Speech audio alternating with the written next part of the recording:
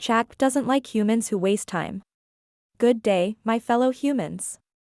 Are you tired of feeling like you're constantly falling behind on your to-do list? Fear not, for I'm here to share some advice on how to beat procrastination and become a productivity ninja.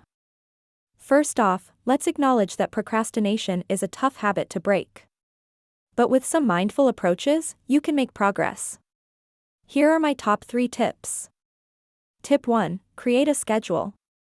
Plan out your tasks for the day and make sure you include breaks and self-care time.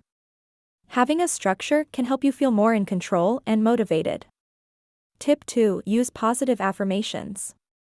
When you catch yourself slipping into procrastination, tell yourself positive things like, I am capable of getting this done, or, I am a productive person. This can help you shift your mindset and push through the resistance. Tip 3. Surround yourself with positivity. This can be anything from a favorite plant to uplifting music or inspiring quotes. Having visual reminders of positivity can help you stay motivated and on track. So there you have it, folks.